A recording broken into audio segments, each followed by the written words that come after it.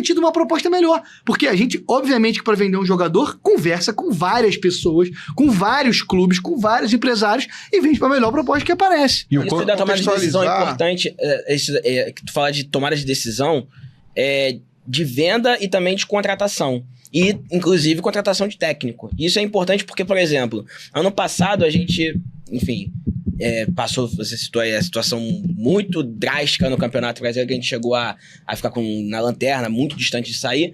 E houve, acho que é opinião geral, uma demora, talvez, na demissão do Fernando Diniz. E essas tomadas de decisões, elas são em conjunto, até depois na contratação de outro treinador, enfim. Como é que funciona? Sobre o Fernando Diniz, assim, e quando a gente fala de torcida, eu acho que esse é o tema que tem uma polarização maior, né? Então, assim, quando você fala, muita gente achou que demorou a demitir. É verdade, assim como muita gente achou que ele não deveria ter sido demitido. Sim. Então, a gente tem ali argumento para os dois lados. Naquele momento em específico, a gente tinha o Mário, que sempre fez parte mais direta ali do futebol, com o Paulo, diretor de futebol, e o Fred. Sim. E aí você tem, enfim, foi uma decisão que naquele momento eu não participo das decisões do dia a dia ali, de estar no dia a dia, se o jogador é um ou outro, mas às vezes, quando estou lá, participo de algumas discussões, e dessa eu participei em relação ao Fernando. E assim, o Fernando é um cara que a gente gosta muito, pode dizer que eu amo o Fernando, assim, o cara que eu tenho o maior carinho, vai ser um ídolo pra mim eternamente, por tudo que ele fez. Tem que ser. Pra gente. Tem muito torcedor ingrato também. Tem. E assim, além do que ele fez dentro do campo, assim, fora do campo, ele é uma pessoa espetacular, que tá sempre preocupado com todo mundo. E depois tive a alegria de encontrar ele pessoalmente depois que ele saiu no jogo com o Cruzeiro. Mas naquele momento se entendeu que a gente precisava efetivamente mudar. Então, assim, não é nada contra ele, pelo contrário, todo mundo gosta muito dele, eu gosto muito dele, o Mário, o Paulo, o Fred.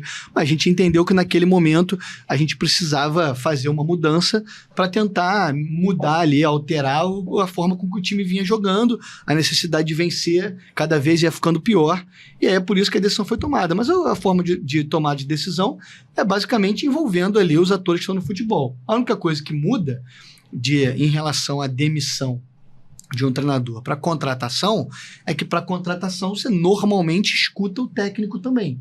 Então, não necessariamente é o técnico quem decide, mas o técnico participa das discussões do elenco que precisa. E aí você fez uma pergunta, tem contratação para o Mundial? Eu falei, o Renato acabou de chegar. O Renato pode dizer, não, acho que a gente não precisa. Ou ele pode dizer, eu acho que precisa. E se ele achar que precisa, o departamento de scout vai sentar com ele. Se ele falar que não precisa porque tem o Thiago Santos, vocês discordam. Não, mas aí... o Thiago Santos é um grande jogador, é um líder do grupo, foi muito importante pra gente nos momentos que a gente precisou. Sempre um cara firme, que honrou a nossa camisa. E eu acho que ele tem que ser muito valorizado pela torcida. Eu te perguntei da questão da demissão, até te cortar aí, perdão. Porque, assim, a gente sabe que, obviamente, tu falou, na contratação houve-se o técnico. E na demissão, acredito eu, que por todos a demissão do técnico dá pra ouvir ele. Não dá, mas os encargos que geram, os custos que geram, acredito eu que deva ter uma comissão, inclusive financeira, aqui para arcar. E hoje fala-se muito do custo das últimas 3 demissões, das últimas 2 demissões, né? Na verdade, eu não acho que fala muito. Eu acho que foi uma fala do Roger, que é um jogador criado em Xerém, que, na minha opinião, odeia o Fluminense. Assim, odeia. Não fala nada de bom do clube nunca, em momento algum. E aí ele pegou lá o microfone para dizer que a gente estava rasgando dinheiro ao demitir o treinador. E aí, só que ele não coloca na conta, assim, primeiro, o que o treinador deu pra gente, né? Então, se você olhar, demitiu o Fernando Diniz, teve que pagar a multa. Essa é a primeira coisa. E aí, enfim, a gente tá pagando a multa do Fernando Diniz, mas o Fernando Diniz ganhou a Libertadores, né? Preciso falar quanto foi o prêmio aqui da Libertadores? Não, essa é a primeira coisa. A segunda coisa a multa, ela vale para os dois lados. Então, a gente pode fazer um contrato de um treinador e não ter multa. Só que se eu não tenho multa, se eu quiser tirar ele, eu não pago, mas se ele quiser sair, a gente também não paga. Então, eu vou lembrar vocês que o presidente Edinaldo fez um convite ao Fernando Diniz para ele ser o treinador da CBF, e acabou, todo mundo sabe do que aconteceu. E em razão da existência de uma multa no contrato, o Fluminense recebeu 6 milhões de reais naquele momento e ficou com o treinador. Se não tem a multa, ele sai. Porque ninguém olha os dois lados, só olha quanto você está pagando aqui. Então, esses são dois aspectos muito importantes. Em relação aqui ao Mano, o Mano é um treinador que as pessoas têm críticas a ele. Eu vi muita gente falando de crítica em relação a essa parte final do trabalho, mas absolutamente ninguém critica e ninguém diverge da importância dele no ano passado. Se você olhar o percentual de pontuação que o Mano fez no Brasileiro, foi impressionante. Libertadores. Exatamente. E salvou o clube. Salvou o Fluminense. E se por acaso alguma coisa ali dá errada, o que a gente ia perder de receita de televisão é um negócio absurdo. Hoje, a receita da Série B, de direito de TV, ela deve estar por volta de entre 12 e 15 milhões. E a da Série A vai chegar a 10 vezes isso. Vai ultrapassar 10 vezes isso. Então, como é que você faz uma análise assim? E eu acho que é difícil você ver um jornalista desse, do calibre do Roger, falar uma besteira dessa assim na transmissão, porque ele tem ali o controle da mão dele. Mas assim, eu desafio a algum tricolor a me dizer quando o Roger falou bem do Fluminense. Não é nada contra a gente, não, é contra o clube mesmo. Eu não sei o que aconteceu com ele, e eu tenho o maior respeito por todo mundo que passou pelo clube e que honrou a camisa, mas em relação ao Roger, nunca vi falar bem do Fluminense em nada. Sabia que tem o Felipe Melo lá agora, né? Tem o Felipe Melo para fazer o contraponto. E é engraçado isso, né? Felipe Melo revelado no Flamengo é o que... Hoje é o que faz o papel... Felipe Melo é firme. É firme, é um cara de palavras gigante, um jogador gigantesco. A importância dele no título da Libertadores foi gigantesca, assim. Ele falava, ele falou isso várias vezes, falava de título o tempo inteiro, jogava o clube pra cima o tempo inteiro.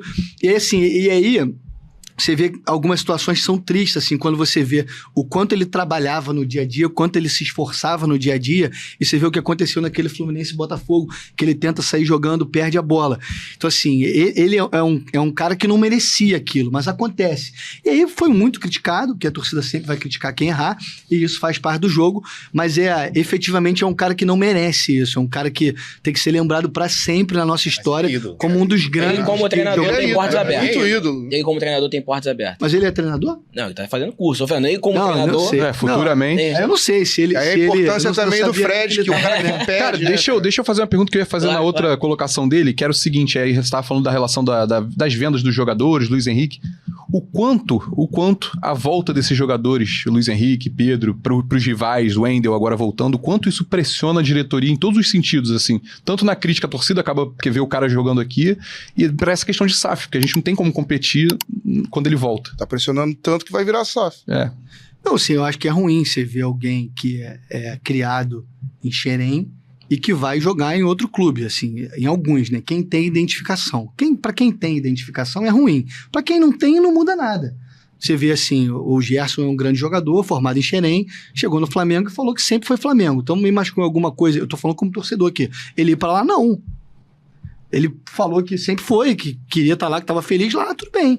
Assim, acho que o Luiz Henrique é um caso diferente, porque eu não sei se é verdade, mas saiu uma entrevista dizendo que ele não queria ir para lá, porque queria vir para cá, e a gente não conseguiu chegar no que ele queria. Aí é um caso um pouco diferente. Mas sim, não dá pra gente ficar fazendo a gestão assim, pensando no que o cara vai voltar. Eu acho que é ruim, ninguém quer isso a gente ter. Mas você tem diversas histórias no futebol de jogadores que foram ídolos por um clube e depois foram para o outro. Nosso próprio treinador, Renato Gaúcho, tinha sido ídolo no Flamengo, campeão lá, veio para o Fluminense e ganhou. Enfim, fez o gol de barriga, que inclusive é mais famoso pelo gol de barriga do que pelos outros títulos que ele conseguiu, exceto lá o Grêmio, a idolatria dele do Grêmio. Mas enfim, são coisas do futebol, faz parte. Você vê, se for voltar ainda mais no passado, você tem o Bebeto com o Vasco, com o Flamengo, Romário. Diversos jogadores, Romário.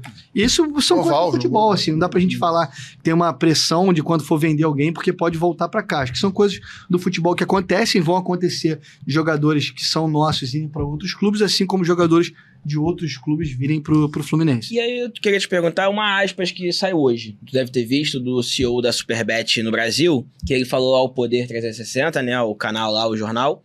Estamos discutindo sobre uma extensão com o Fluminense até 2028. Deve ser anunciada nos próximos dias. Tem alguma coisa que você possa falar sobre isso? Eu sinceramente, não tô participando desse assunto, então não sei. Deve ser anunciado nos próximos dias. Ó, vamos seguir aqui com o Superchat pra gente não perder o fio da meada. O Valdir forte ao Bruno Oliveira. O Bruno Oliveira. O Bruno Oliveira que deixou aqui, ele encerrou falando que tá duro já. Bruno Oliveira, muito obrigado. Sigam o Pitaco Tricolor lá do Bruno Oliveira. Muito obrigado, Bruno. Valeu, o Brunão não é SAF, então o dinheiro dele não tá assim. Então. Aqui eu queria abrir mais, porque tem repetitivo, inclusive que vem no meu privado aqui. E eu tô vendo aqui no chat, não é superchat, mas tá vindo no meu privado, Igor Matos. Tá pedindo pra falar do seu apelido, Orelha, terror da polícia de Salvador. Não, pô, o Igor é insuportável. O Igor é um dos caras que eu conheci na arquibancada, nessa época de Bravo, ele era um dos líderes da Bravo, e depois abandonou o Fluminense um tempo, de vez em quando ele volta, tô brincando, sempre parceiro meu também. Firme e forte, e isso aí ele conta uma história da questão da polícia de Salvador, mas não tem nada a ver comigo especificamente. Eu tava lá no jogo, foi em 2013, naquele último jogo lá, que foi duro, foi difícil, né? A gente conseguiu depois, enfim, acabou que o resultado de campo ajudou, mas a gente acabou caindo e depois voltou ali com a decisão no caso da Lusa, que todo mundo conhece. E aí aquele negócio de jogo fora, que vocês sabem bem, peguei um voo, sei lá, 5, 6 da manhã daqui, aí chegamos lá, fomos pro Pelourinho para encontrar a galera, começamos a beber, e tivemos uma ideia de ir a pé pro estádio, que não é uma ideia boa, né, como visitante, mas a gente foi, tinha uma galera, sei lá, 20, 30 pessoas, e aí uma das pessoas que estava lá resolveu urinar na lata de lixo, sei lá das quantas, foi preso, e aí eu tava dentro do estádio, já tinha entrado e me ligaram para dizer que eu tinha que ir pra delegacia, para tentar tirar, e não sei o que lá, blá, blá. Então, em resumo, eu só vi o início do jogo, fui pra delegacia, e fiquei lá em Salvador até acabar o jogo, com os policiais zoando a gente e tal, até para resolver que a gente tinha que ir embora. E aí, até nesse dia, um negócio engraçado, porque quando eu tava saindo assim, eu escuto alguém gritando lá, me ajuda, é um cara de camisa do Fluminense. Aí eu falei com o policial, pô, queria ir lá. Ele falou, não, mas você não é advogado dele? Eu falei, agora sou. Aí, quando eu cheguei na cela, o cara falou pra mim assim, pô, cara, vim com a galera da Yang, sou da Cidade de Deus, ninguém sabe que eu tô aqui, não tenho como ir embora, pelo amor de Deus, me ajuda. E aí eu tava lá com mais 2 amigos, aí eu falei, cara, beleza. Aí eu me formalizei lá como advogado desse cara, aí a gente fez o depoimento, eu falei, o que aconteceu? Ele falou, cara, jogaram uma pedra num policial, e aí me levaram pra ele. Eu falei, foi você? Aí ele falou, não, foi um cara que tava do meu lado. Eu falei, cara, então é só você responder isso pra delegado. Ele foi lá, respondeu, aí a gente, enfim, saiu de lá com ele não tinha como ir embora, eu ia voltar de avião no dia de manhã, aí a gente foi, tava até com um grande amigo, Felipe Ufo, a gente levou ele pra rodoviária, colocou ele no ônibus e aí ele veio pro Rio. E até depois, como eu contei essa história pra alguém da Yang me falou, pô, sei quem é, quem me falou. Mas enfim, se ele estiver vendo aí, um abraço. Um forte abraço. Fica o recado aqui, especialmente fora do Rio, Tricolor, tem que ajudar a Tricolor, né?